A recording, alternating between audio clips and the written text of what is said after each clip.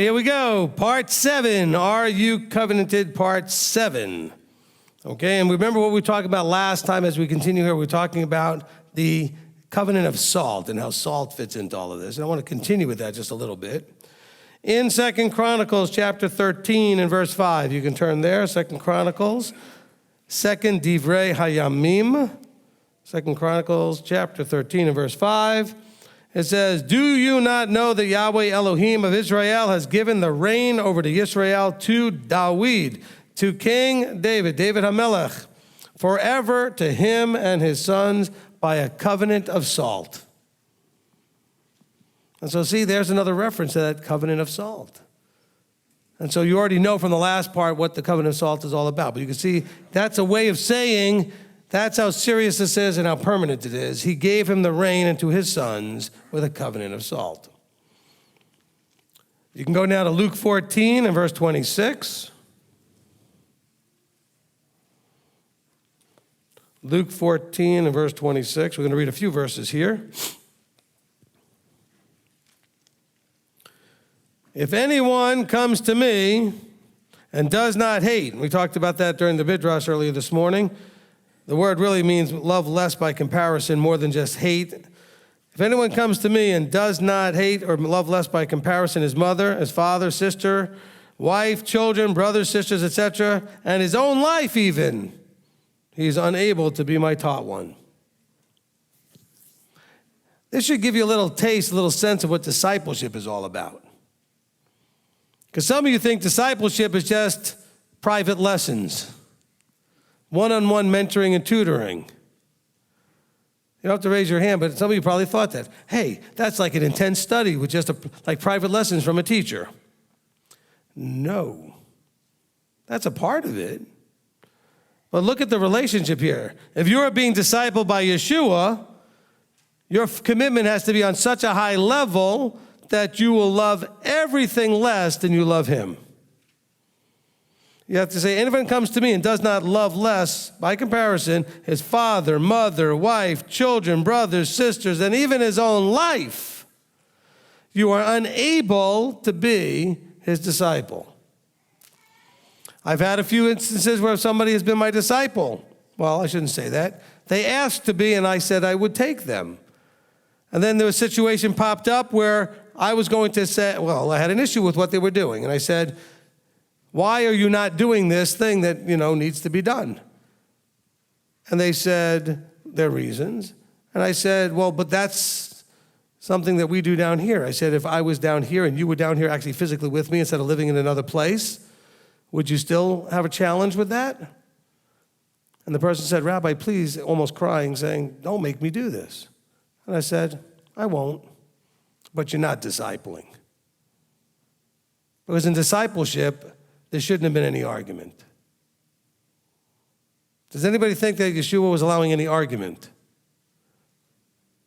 There might have been discussion. I don't mind the discussion. I did ask. I said, what's your problem? Why are you having the problem with this? And so this was something I thought was okay. We actually were doing it here locally, and there was something that was going on where he was, and he didn't want to do it and didn't approve of it. And in his opinion, it was wrong. I said, fine. But I got the very clear message that he wasn't ready for discipleship. Because there should not be any tears and begging and pleading, don't make me do this. It's more the military, sir, yes, sir. I trust you and I believe. Why would you, remember, discipleship isn't me grabbing you. Yeshua is the only one that did that ever, okay? Everybody else does it the reverse. Yeshua went and said to you, come, follow me, come, follow me, come, follow me. Otherwise, in all other instances, the student came to the teacher and said, would you take me on as a disciple? And the teacher had the option to say yes or no. But it was a covenantal agreement. You had to agree to that relationship. And truly, back then, because it was done on such a regular basis, there wasn't as much need as there is today to make sure the person understands what they're asking. Anybody remember watching The Karate Kid? That was discipleship.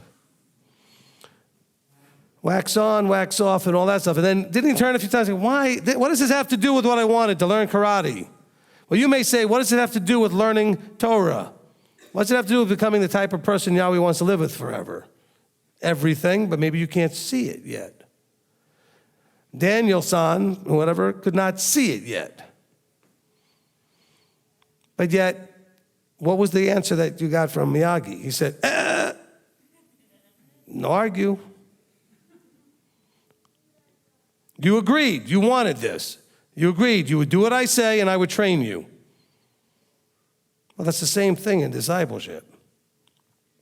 So that this teaches you a little bit about how I approach things. So rather than say, you're a disciple, you wanted this, I don't want any more argument, I could see he just wasn't ready.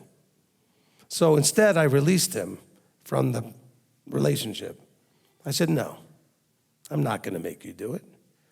That's not the point. The point isn't for me to have control and authority over you to make you do anything. So that I want to say out loud so you hear that. So if you ever were in discipleship, you understand, I have no interest in controlling, dictating, and making you do anything. But if we're in discipleship, there will be no arguing. If there is, we just don't have to be discipling. You're still welcome to be in the congregation. I will not think anything less of you. Maybe you just were not ready for something you got excited about the concept of, but not the reality of. Anybody ever do that in their life? They got excited about a concept, but not the reality? And so that's okay. No harm, no foul. We'll take a step back and maybe start again another time. But you have to understand, this is the level of Yeshua discipleship. So when you're, because all of you hopefully claim to be a disciple of Yeshua. Now, you can work that through human people as well, but we all are disciples of Yeshua. And he says, in our discipling, first of all, there's no arguing. Doesn't say it in this verse, but I can promise you, there's no arguing. You are not arguing with the king. Second of all, you better put him above everything, even your own life. Some of you are worried that if you stand up for him, you might lose your job and have trouble paying bills. Is that worse than putting your life on the line? I mean, maybe it'd be a little struggle and you might be eating mac and cheese and, ramen noodles for a while, but you're not going to die. He says, oh no, you need to not even worry about your life. That's how much you have to trust and be committed to me. Are you ready? I mean, you say you want this, but are you willing to do this? See, some of us are just not ready to let go and release and fully commit. We still have doubt, fear. We have emunah problems. That full trust, belief that everything is in Yahweh's control and everything serves his purposes in some way. That either causes or allows everything. Whether you can understand it, it's irrelevant.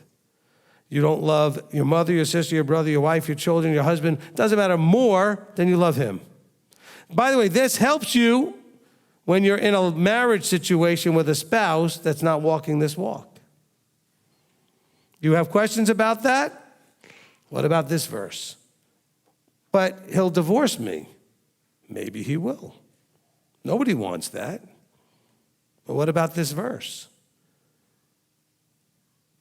What are we worrying about him so much for? Why not worrying about him so much? See, what you're demonstrating is that he, your king, your creator, is not real enough to you compared to that person that you see every day when you go home.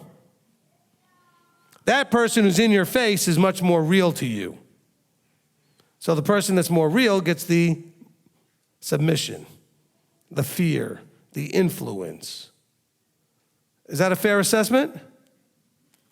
So I think we need to work on making him, our creator, Yeshua, the Father, make them, the Father and Son, more real to us.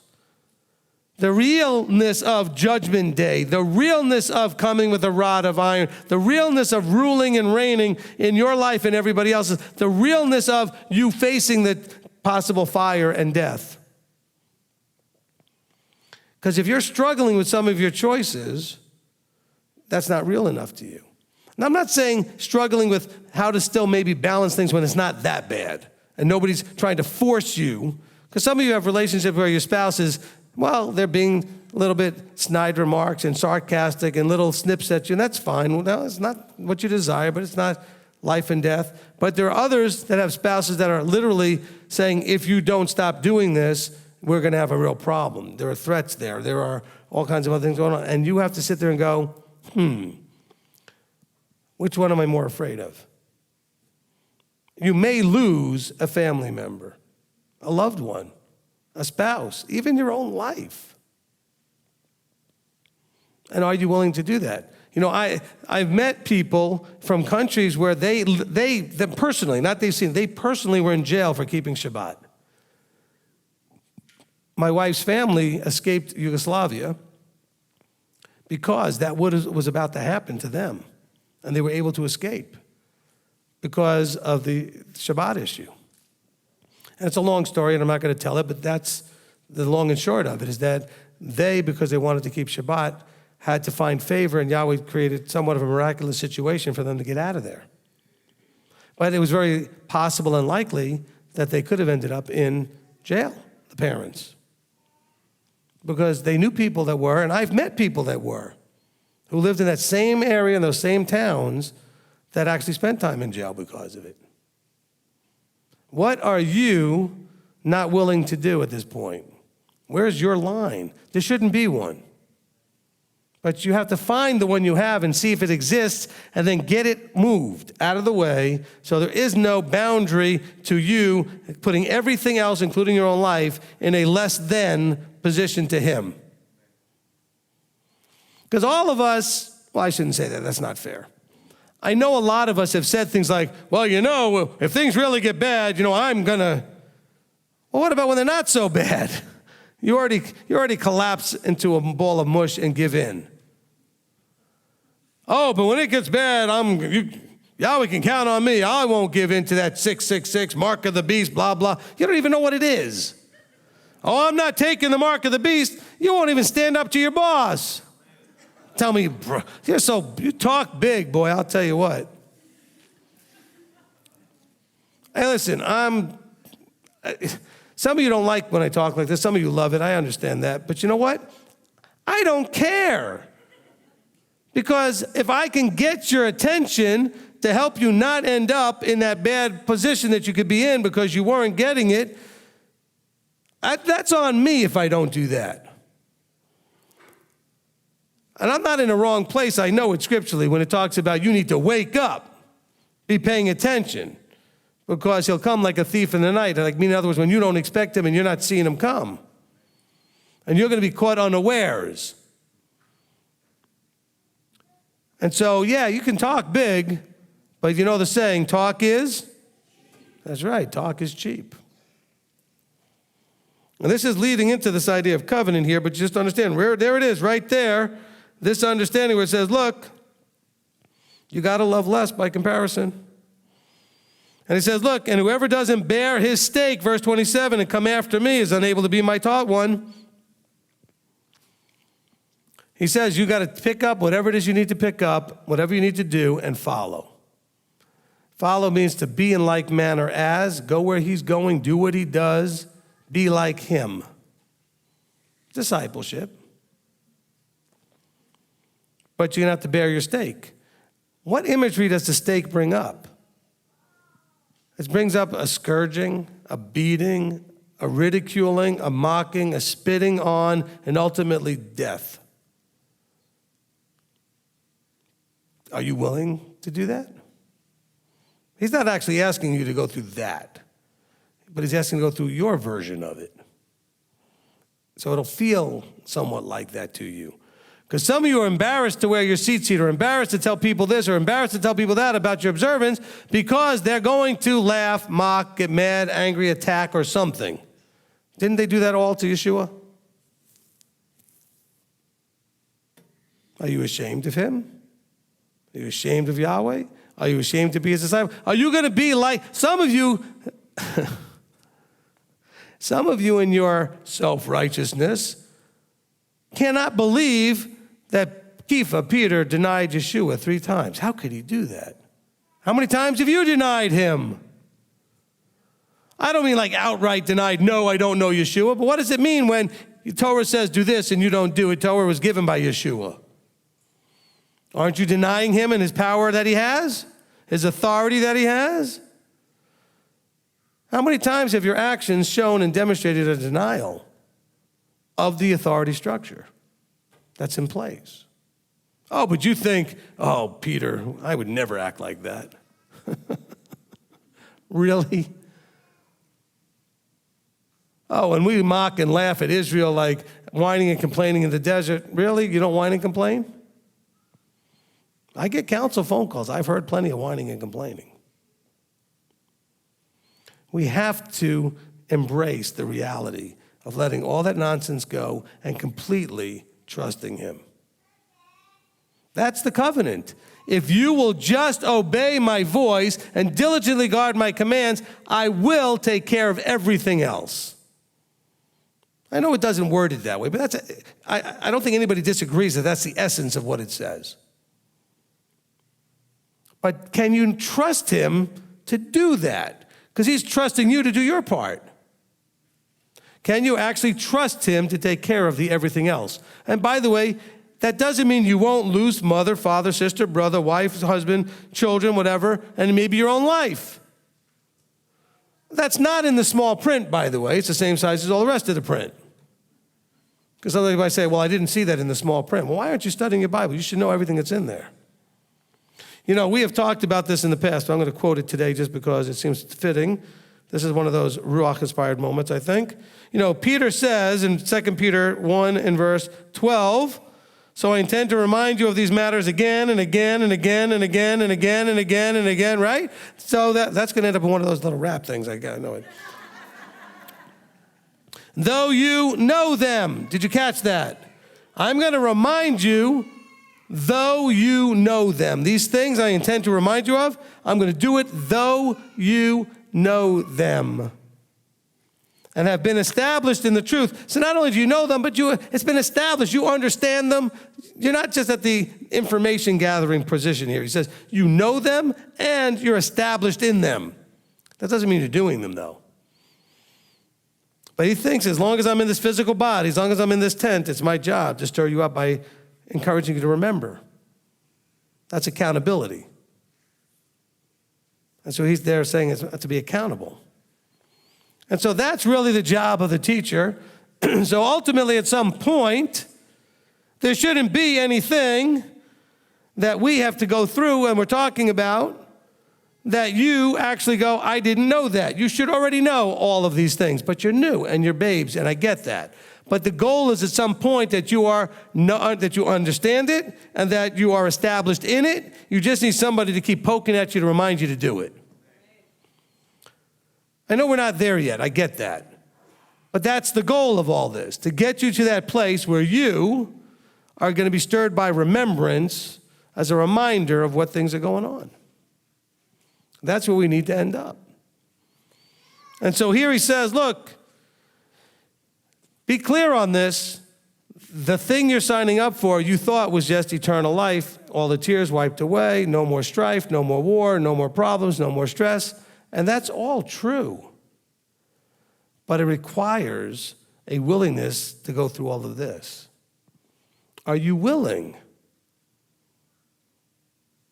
Maybe the flesh is willing and the mind isn't. Maybe the mind is willing and the flesh isn't. Whatever part, your heart may be a part. You have to get, all of you. That's why he says to love him with all. Your might, your strength, your being, your heart, everything. How do we demonstrate that? Because we have to love everything else less. Excuse me. We have to love everything else less. If anything in your life can cause you to choose it over him, guess which one you loved more? And that doesn't mean that when you choose your mother's Christmas dinner over him, that you love mom more. It also could be that you're not trusting him because you're afraid of mom. Or whatever. I mean, it may be more of a fear thing. But that fear thing shows the emunah is weak. And so we might have like I said, we've been planning to do an emunah teaching at some point. Aubrey, write it down. Okay. She's already got it down, I know, like 15 times. She said he's going to do the emunah teaching. Now, so hopefully we're starting to get this. Because look at what we're going to read through here. Look at verse 28. For who of you, wishing to accomplish, do anything, build a tower or whatever, doesn't sit down first and count the cost of whether or not you have enough to complete it? See, you guys all signed up onto this because of two things. One is he disturbed your peace. You were looking for answers.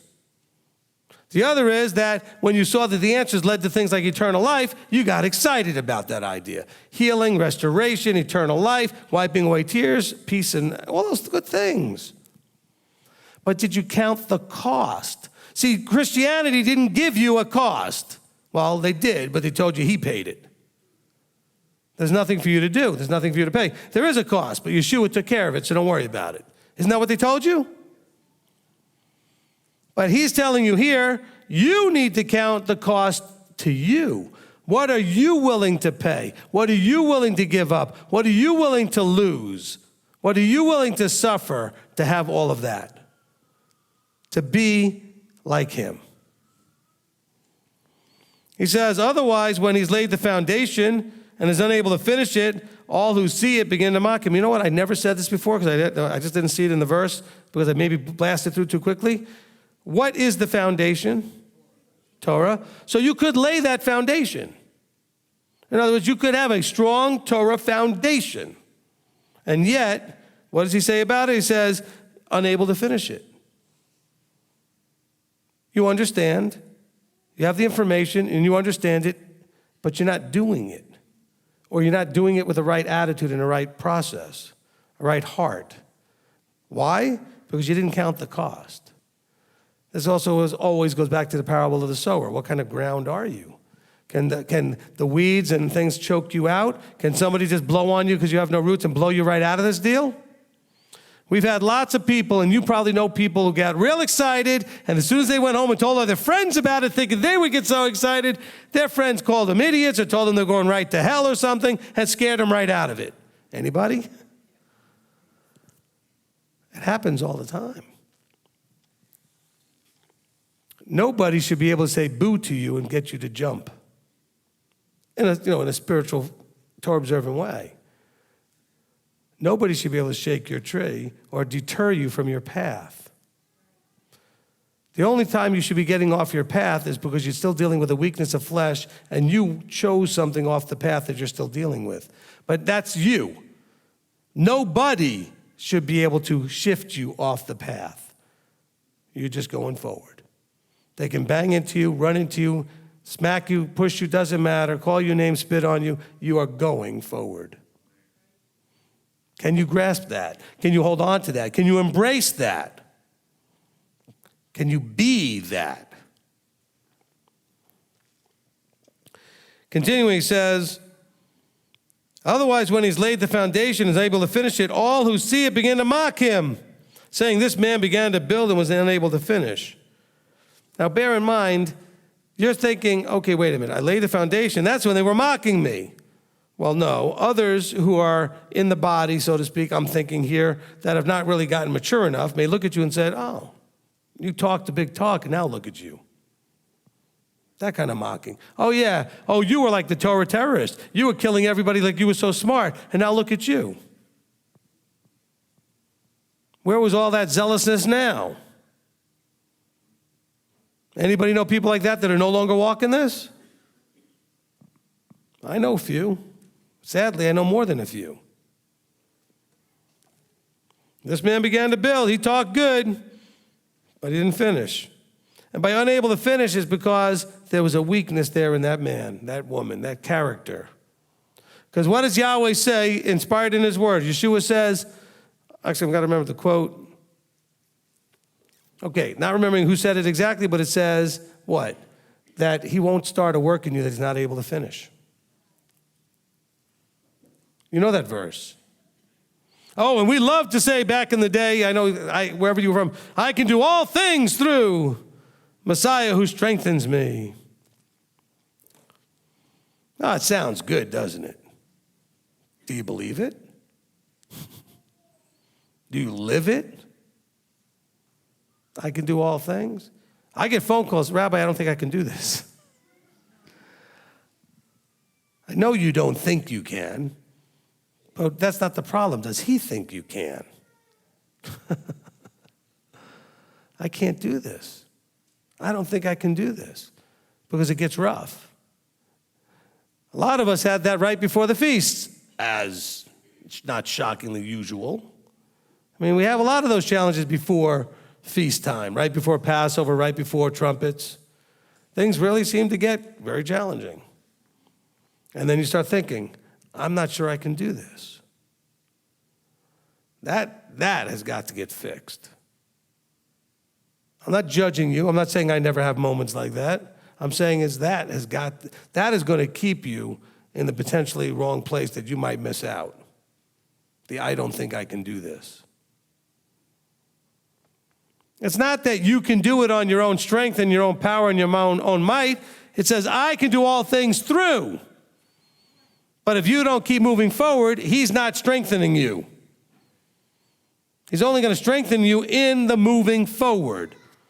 I've often used the story about when my daughter was really little. We're at the park. She sees the little balance beam thing, which is only like 2 inches high, and it's on the ground for little kids. And she's like, she wanted to walk on it, but she didn't think she could do it. I said, that's great, no problem. Hold my finger, and I'll walk with you. No, I didn't pick her up and walk across. And I didn't move one step till she did. So I wasn't dragging her along. I said, you hold my finger. So now she's holding on. But I'm there, supporting and making sure she's okay. And every time she took a step, I took a step with her. And she went all the way to the end. And I don't remember if she fell off any times. It doesn't matter, but we did it again or whatever it was. But that's the kind of thing we're dealing with as a metaphor with Scripture, with Yeshua, with Yahweh. I can do all things because he strengthens me. Yeah, he's only going to strengthen you if you're trying to do it. If you're not doing anything, what's there to strengthen? You must take a stand. I love your testimonies, the few of you or the many of you, when you've done the stepping out in faith, so to speak. You did it not knowing what was going to happen, but trusting that it would work. Okay, you did it. But if you remember those stories, some of you have either heard them or if it's been you had that personal experience, it wasn't going that way until you finally started to say, I'm going to do it. Some of you have great tithing stories like that. I struggled with this, and I wasn't sure, and then I wasn't going to, and then I did it, and then they had this great testimony. Well, the Sabbath, I wasn't sure, and then you started doing it, and now you have a great testimony.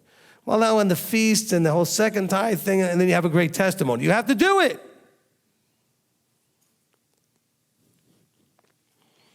Verse 31. Or what sovereign going to fight against another sovereign doesn't sit down first and take counsel whether he is able with 10,000 to meet him who comes against him with 20,000? In other words, you have to assess the situation. I love that there's numbers here in military, because what was the blessings we read during the Deuteronomy 28 earlier today? That a smaller number will chase away a larger number if you are in covenant. Especially as a group. And this king, if he's in covenant, should have no problem with that. He can count and go, okay, I've only got this many, they've got more, but I'm in covenant. I have one that goes before me to fight my battles for me. I still have to go. Okay? Yahweh never said, go send that ark up against them and you just hang out in camp. He said, no, the ark will go in front, but you guys have to go into the fight. Very powerful stuff. And if not, well, the other is still far away. He sends a delegation to ask for conditions of peace. So then every one of you who does not give up all that he has, wait a minute. So then everyone who does not give up all that he has, yeah. This isn't a translation issue. This is like some deep, sod level thing. This is straight, simple Peshat. He says, every one of you who is not able to give up all that you have. That includes your life. We know that from verse 26. That means your job, your location where you live, family members, friends, whatever. Financial status, maybe some of you were doing great, and then it got all taken away from you, and you had a great lifestyle. But you know what? You can learn to have a much better lifestyle with less. Because some of you, when you get to the more, you'll realize, I'm really not any happier. Do you know what they say about the rich? They just get to drive up to their problems in a better car, in a bigger, more expensive car. Okay? Because your problems aren't necessarily just financial. There are other issues that have caused some of the financial things, but there is issues. But you have to be willing to, it says here, now listen again, so then every one of you. Who's talking? Who's talking here? We're going to do our contest little game here. Yeshua. Who's the every one of you? Those who are following him, those who are wanting to covet it, those who are coming in line with him. So he's not talking to the world here. But he is telling the world, if you want to come and be with me, this is what you have to be willing to do. He says, every one of you who does not give up all that he has is unable to be my disciple. There's no arguing. There's no but. Remember the sheep and goats thing? The sheep, bah, whatever. The goats, but.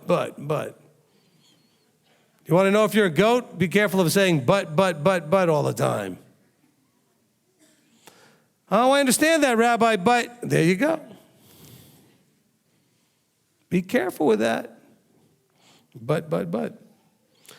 He said, now this is where we connect this to the salt. The salt is good, but if the salt becomes tasteless, with what shall it be seasoned? It is not fit for land, nor for manure. They throw it away. They throw it out. Who has ears to hear, let him hear. Look, I know that not everybody wants to be my disciple. I get that. Personalities, whatever. But we all want to be his disciple. Don't we? Isn't that what it's all about? To be a student, a Talmud of the king? To be one of his Talmidim, students, disciples? If that's the case, if that's the goal, if that's where we're going, well then this applies to you. You must love less by comparison, those listed above. You must be willing to give up all that you have. You may have to give up dreams and aspirations that you had for your fleshly reasons, for a bigger, loftier goal called the kingdom. You may have to give up all kinds of things. Is there anything that you're holding on to that you're not willing to give up for him? This isn't a game. You know? It's not one of, see, some of you are still, unfortunately, filtering through the sloppy grace, easy grace, whatever thing that makes you think, I can give it a try, give it some sort of effort, and I'll be fine. No, you have to give it all your effort. I didn't say you had to do it perfectly. I said you have to work hard, give it all your effort. And you need to plug away at it every day, every minute, every second.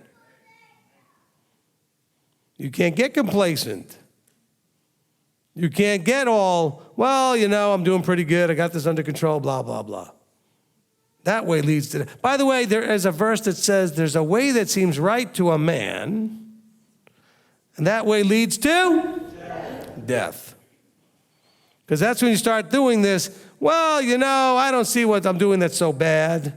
Oh, and this is what I love. Well, Yahweh knows my heart. He does. You should be scared. Instead of all using that like confidently, he knows my heart, I love him. We need more than words, like that song that we heard back in the 80s, 90s. I don't want to hear the words. Oh, I love you, Father. I love you, Yeshua, and I'm still going to do whatever I want to do. Or only going to listen to some of what you say. Well, I'm going to do it when it's convenient, when it doesn't cost me anything.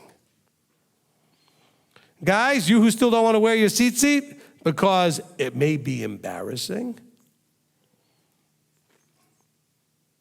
Does Yahweh embarrass you? Does Yeshua embarrass you? This is my public declaration of who I'm under and what I'm in and who I'm involved with and where I stand. Okay, I wasn't thrilled when it was strings hanging from my clothing. I have to admit that. But you could never get me not to wear them now. But what part of this is a problem for you?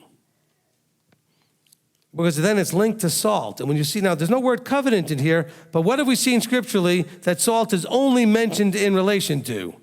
Covenant.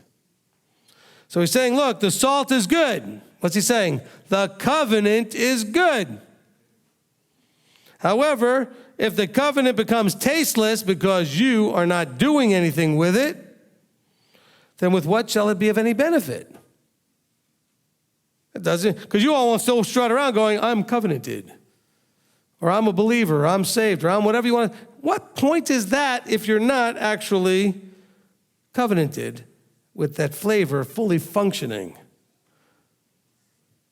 It's like that little teaching I did calling, are you a useless girdle?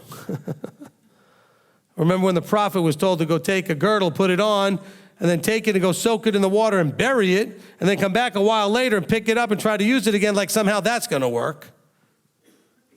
He actually compared the people to that. He said, this thing was designed to gird you up and hold things in place and do its thing, and now it's not capable of doing that. That's what you're like as people to Yahweh when you're not doing what you're capable of because he designed you to do it. But you can choose not to. You can become useless like that. Well, here is the same thing. The salt's the same way. I think it wouldn't be disrespectful to put the word covenant in there. The covenant is good. However, if the covenant becomes tasteless or distasteful to you, and it loses its flavor, its power, its authority, what it's supposed to be, what's its use? With what shall it be seasoned? What's the use of salt? It seasons things. Well, if you're not using the covenant appropriately, then what's its use? I think we really need to get this. Colossians chapter 4. Colossians 4, verse 5.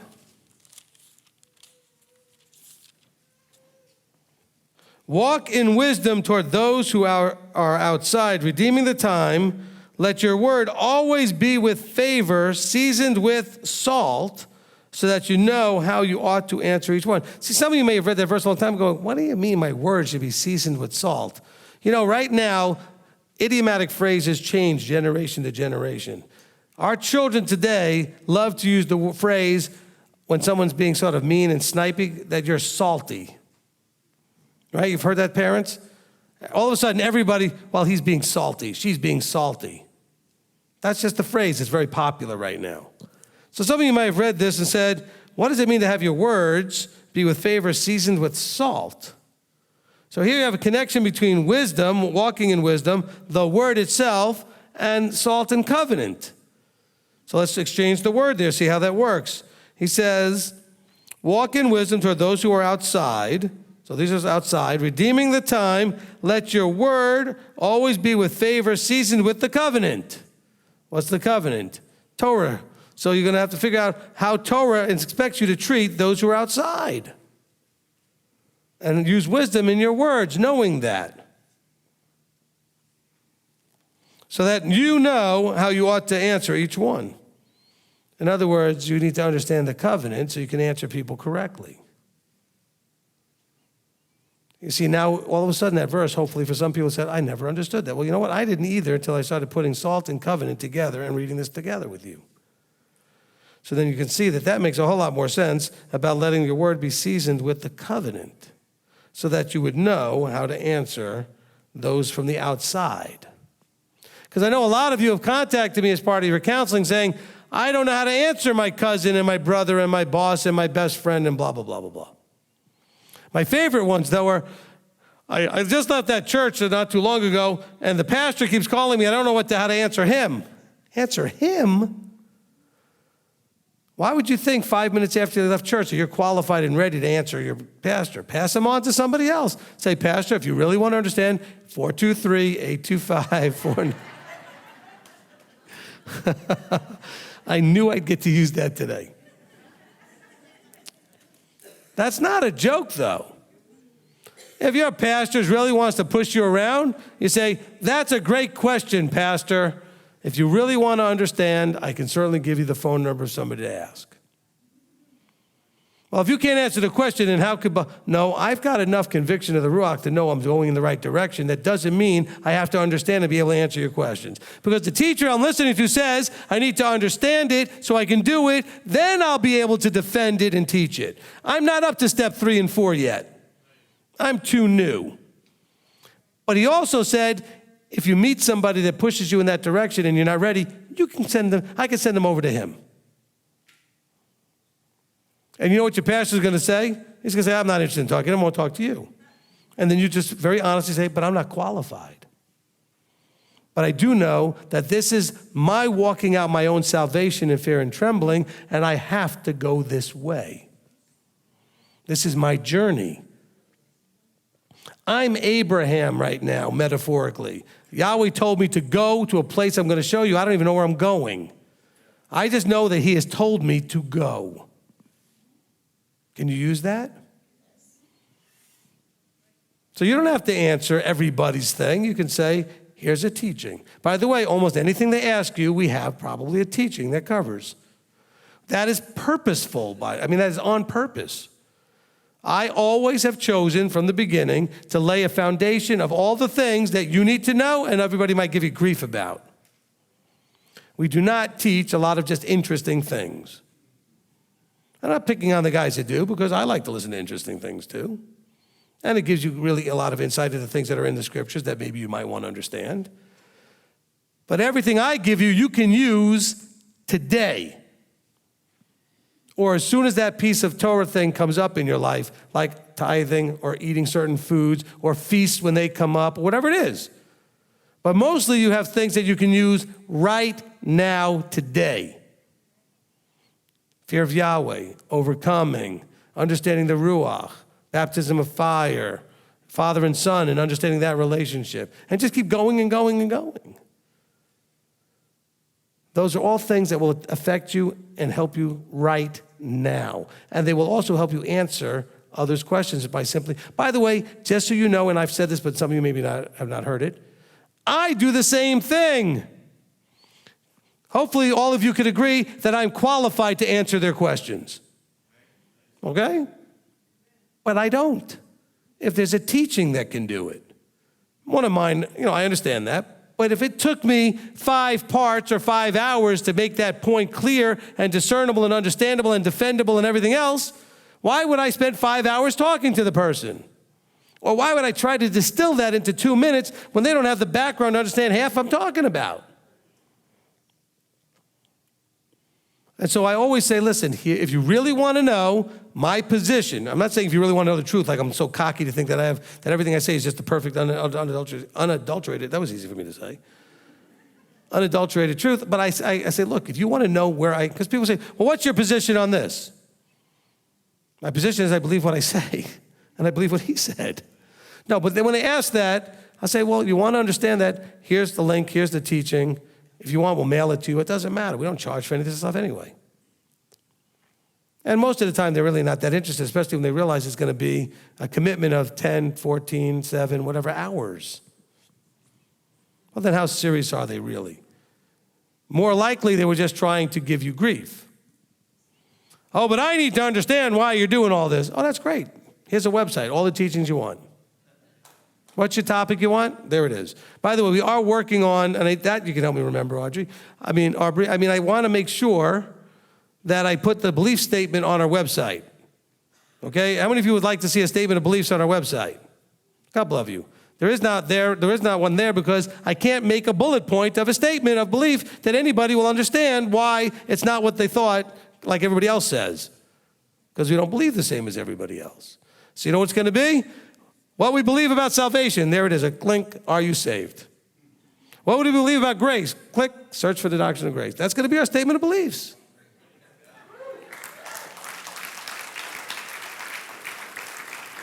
What do we believe about the Father and the Son and the Ruach? Well, there it is. Do you know the Father and the Son? Understanding the Ruach, baptism of fire, whatever it is. We're going to just give those links. Okay? Because people get frustrated going, this ministry must be a problem because they're too embarrassed to even put a statement of beliefs. No, I can't possibly do it. Can you possibly, with the understandings you have that are not like everybody else's, distill it into a few sentences? I mean, you could probably say it in a few sentences, but you wouldn't be able to explain why it is so different than what they thought. We believe grace is merited favor. What? You guys are nuts. I don't know what, that's the opposite of what we all know that's not true. We've been taught it's unmerited favor. Well, why don't you listen to the 14 parts of the teaching, go through every verse that has the word grace in it, and then maybe you realize that it actually is ridiculous to think it's unmerited favor. As a matter of fact, if you plug the phrase unmerited favor in most places, it really sounds funny. Wasn't that an eye-opener for a lot of you when you started plugging that in? You said, that's ridiculous. It makes no sense. But you can't put that into one sentence or two, because most statements of beliefs are like what? 2 or 3 sentences at the most for each thing. Boom, boom, boom, boom, boom. So we're going to make one. We'll go look at other people's ones so we know what the topics are that people want to make sure they're covered. And then we'll say, that topic, boom, here's the teaching. Click on it, take you right to the link. And we'll also say, look, if you don't have the ability to download and stuff, call us, let us know, we'll mail it to you. Oh, but how much? Free. And so we will have that. And so we need to understand that here with this covenant and how we deal with outside people. All right, where are we on the, oh my goodness, okay. Sorry, just looked at the clock and I looked at how many verses we got to read next. It's not matching very well. Deuteronomy chapter 4, with the intention of reading the entire chapter. Okay, let's see what we're going to do here. I think that this one actually I can jump around in. Let's see if I can do that. Deuteronomy chapter 4. Okay, so I'm going to try to do this a little differently than I originally planned. Let's start in verse 13, then we'll go back to verse 1. Okay? In verse 13 it says, and he made known to you his covenant, which he commanded you to do, the 10 words, and he wrote them on 2 tablets of stone. So here's a point in time. In this point of time, he made known to you his covenant. Now think about your life. There is a point of time, maybe it's now, we're going through this teaching series, where he makes known to you his covenant. But that point of time is in a linear timeline. We live in time and space, and it moves forward, not backward, not sideways. So let's go back and see what was happening prior to him making known his covenant. Because we're going to see, as you should always be looking for, similarities to our life in the lives of the people we read about in here. So in verse 1 it says, and now, O Israel, listen to the laws, the right rulings which I am teaching you to do, so that you live and shall go in and possess the land which Yahweh Elohim of your fathers is giving you. Okay, so first of all, let's always remember the connection between that these right rulings, these laws that are being taught by who? Who's teaching here? Moses. Oh, the Ruach didn't teach them? Yahweh didn't teach them directly? He says, I'm teaching you. This has always been the case, the need for human teachers. He says, look, these things that I'm teaching you are so that you live. And he's not talking about necessarily right now. He's talking about in the ultimate sense. And also right now, but in the ultimate sense. And shall go in and possess the land, which he was talking about the right now, but also in the ultimate sense. What is the land in the ultimate sense? The kingdom. To go in and possess the kingdom. Nobody's going in to possess the kingdom without coming into covenant. Period. End of story. How does Curtis say it? Full stop. Okay? It's just not happening. Look, this is why, so here I'm going to jump into something again. I'm never going to get through this chapter if I do this, but that's okay. I can see it now. You know, in 1 John, when we have the phrase where he says, those who say I know him and do not guard his commands are liars, that's 1 John 2:4. And I don't want to call them liars. See, I don't like the way that's worded. I don't think the Greek probably bears that out. It's not like they call them like liar. You're a liar. No, they're lying. They don't necessarily think they're lying. They don't understand what it means. He says, you say I know him. What is knowing? Relational, not informational. You've heard me say that 1,000 times.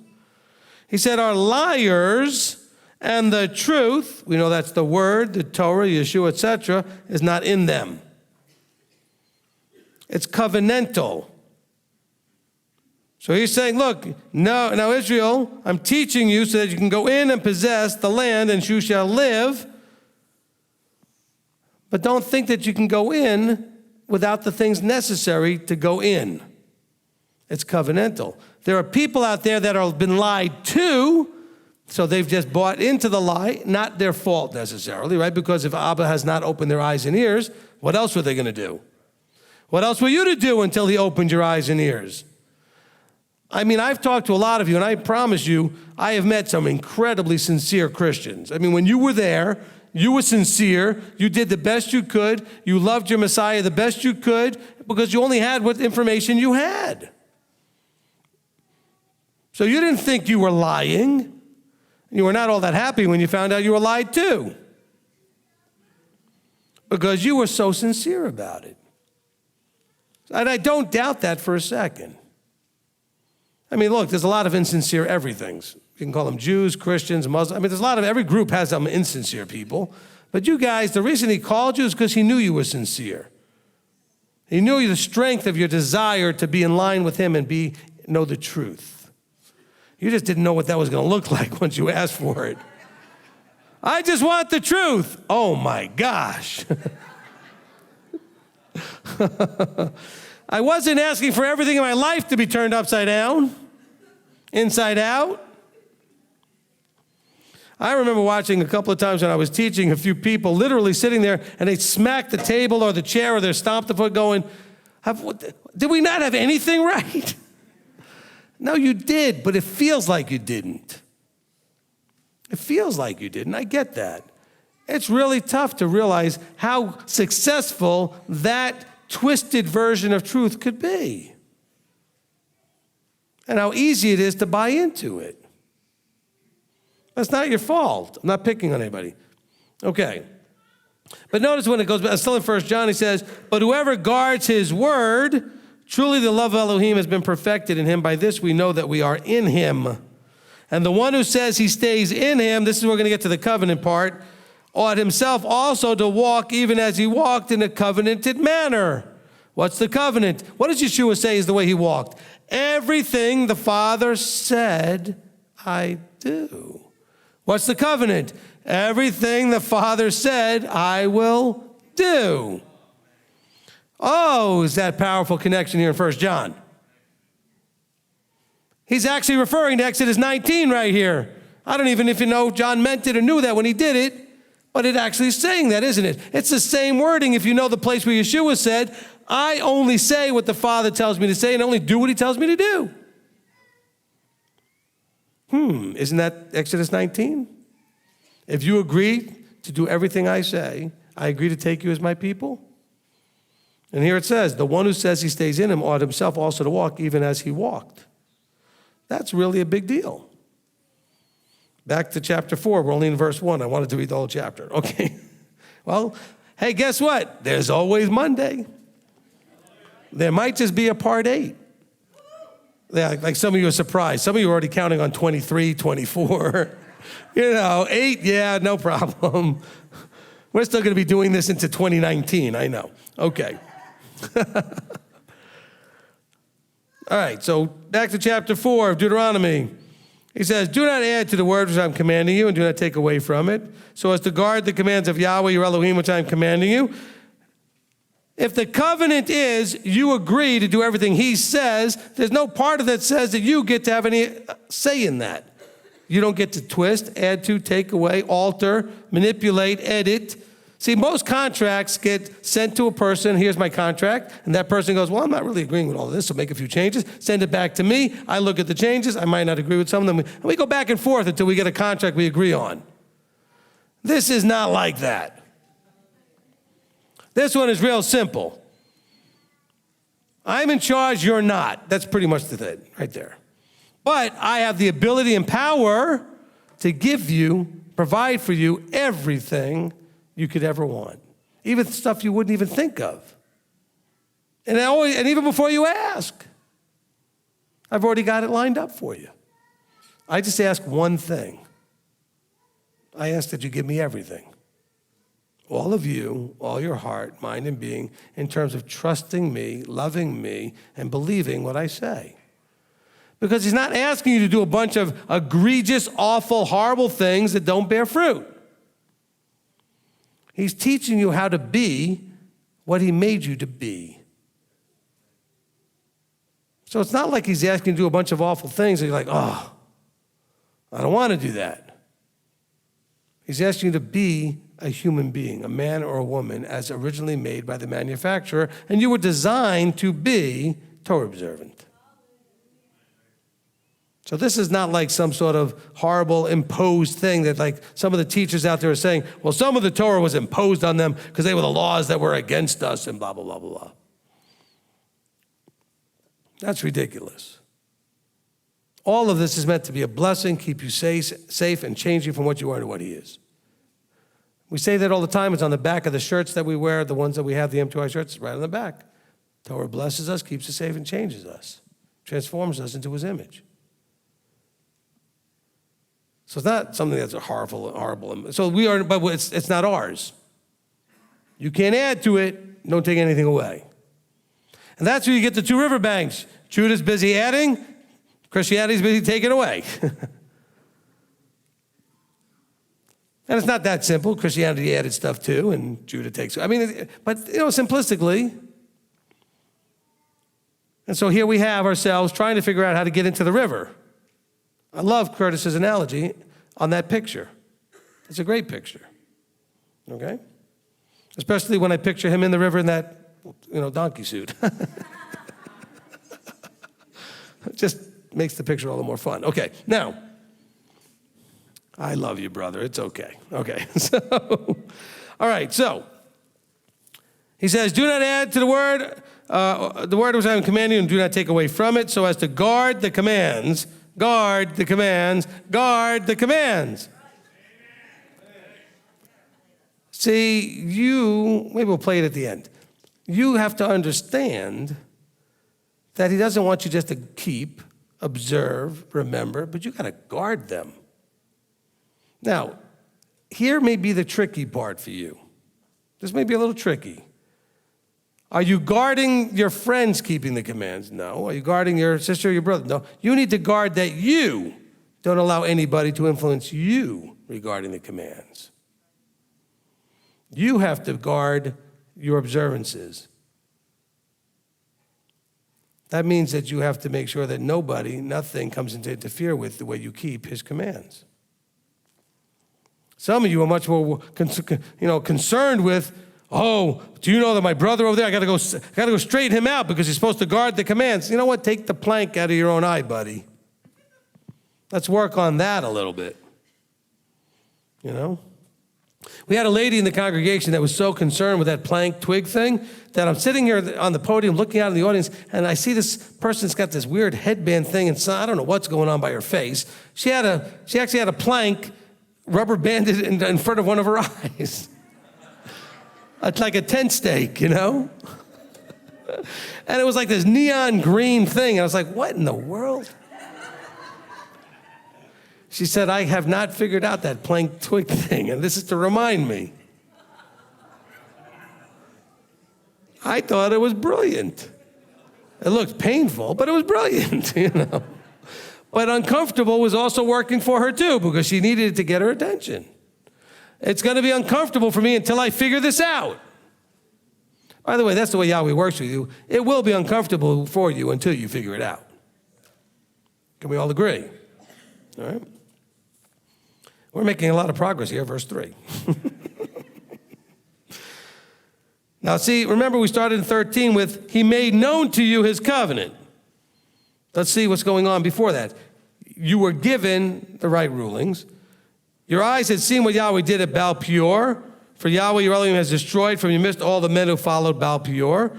But you are clinging to Yahweh, your Elohim, are alive today, every one of you. Cling, cleave, hold fast. Anybody remember that teaching? Came from this verse. It's one of the verses it came from. Why would you need to cling to something? Because if you cling to it, the winds can blow, things can happen, and you're going to still be holding on tight.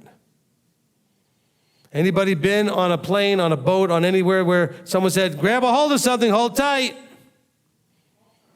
A golf cart, doesn't matter, whatever it is. A golf cart, okay?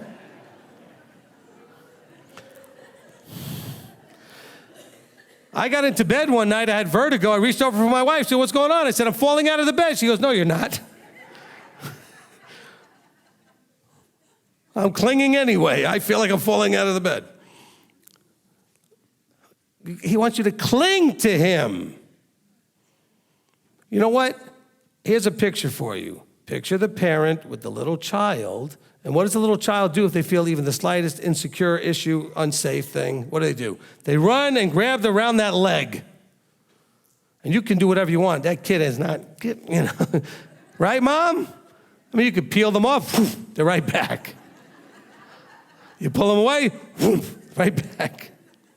And you're walking with a limp as you're dragging this kid around. We should be that way with Yahweh. Why does the child do it? Because the child knows you're safe. Knows that if I'm here, I'm safe. I cling on to Mom, I'm safe. And there really isn't any reason for the child to believe that. It's born with that. It's not like the child had something happen and then realized Mom came and rescued them. They're like born with that. It's in our instinct to know that what brought us into this world should be safe. That isn't always the case, but and that's why we get so hurt when it isn't, because we know that should be safe. Mom or dad should be the safest place. Well, guess where your safest place is in this universe? In our Father's lap, in his hands, in his control, under his wings. That's a safe place. Safest place. But guess what? If you're not clinging, somebody might distract you, pull you, do something that's going to get you away from that safe place. You got to cling. He says, because those of you who were clinging to Yahweh are alive today, every one of you. Those who cling to Yahweh. That's a big deal.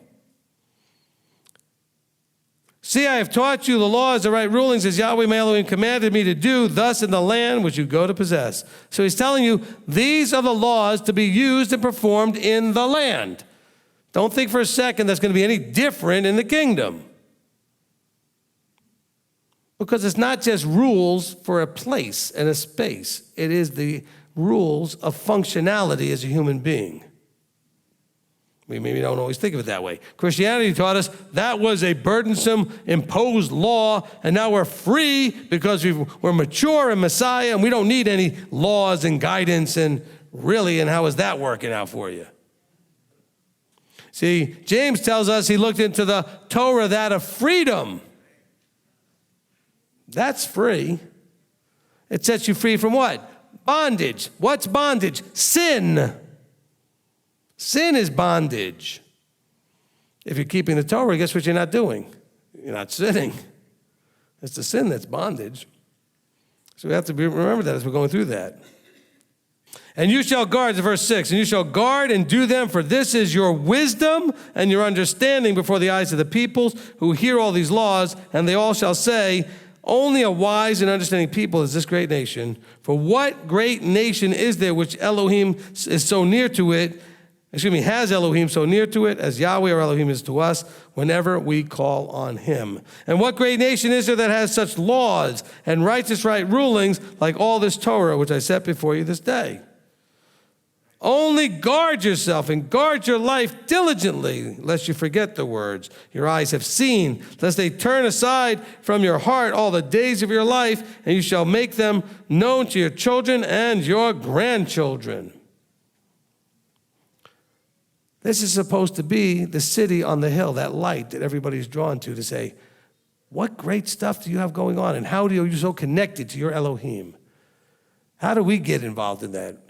How do we get to have what you have?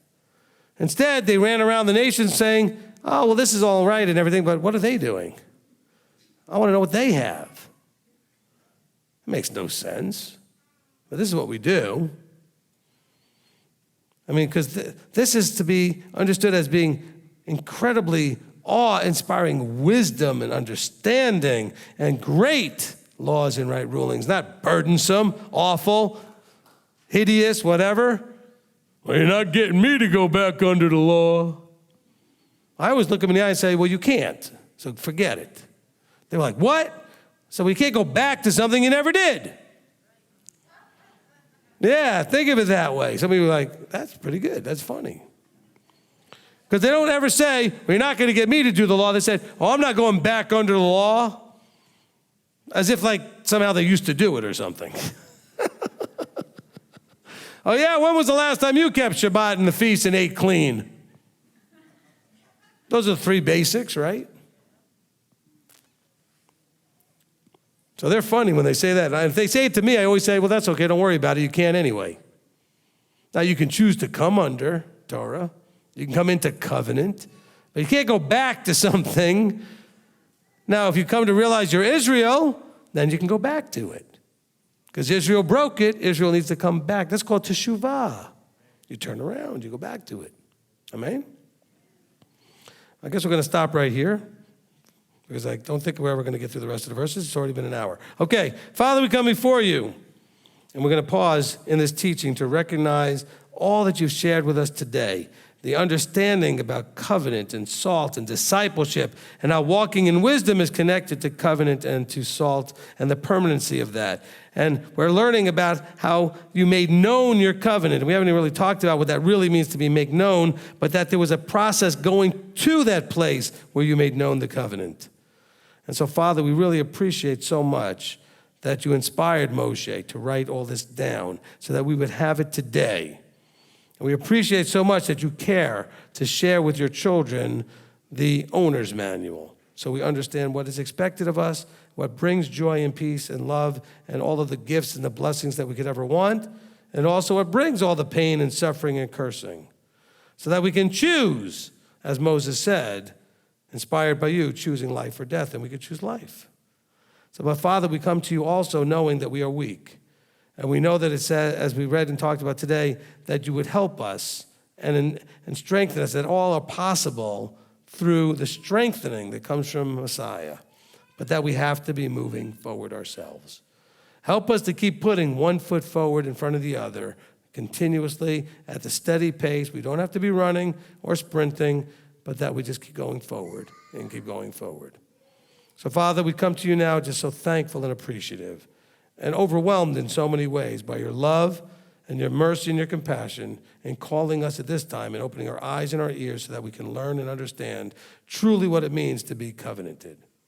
So we thank you, we praise you, we give you all glory and honor in the name above all names, the one who set all the example for us on how it is to be a disciple and to be covenanted, Yeshua our Messiah. Amen. Amen.